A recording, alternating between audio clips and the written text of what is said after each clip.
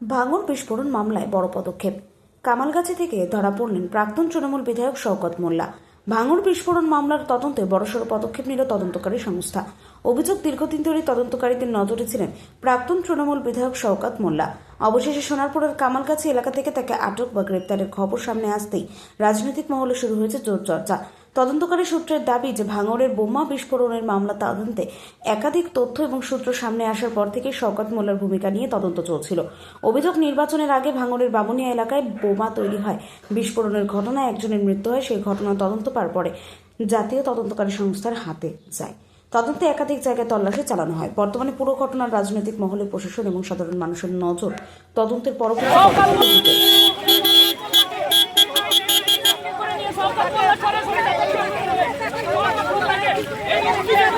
সরাসরি লাইভ দেখাচ্ছে শওকত মোল্লাকে বলেছিল এনআইএ গ্রেফতার করে শওকত মোল্লাকে এই মুহূর্তে একেবারে এনআইএ বাদ করে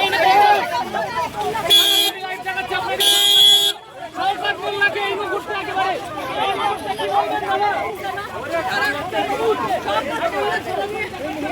ঢুকতে দে গাড়িতে ঢুকতে দে এই যে মার তোর বাচ্চা ওকে মার মার শালা মার বেতে মার শালা বলে দাও ধর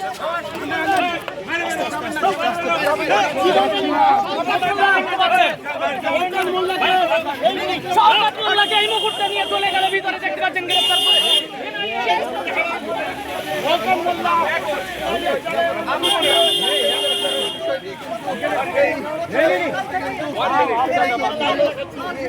আমি দেখার চেষ্টা করব শুধুমাত্র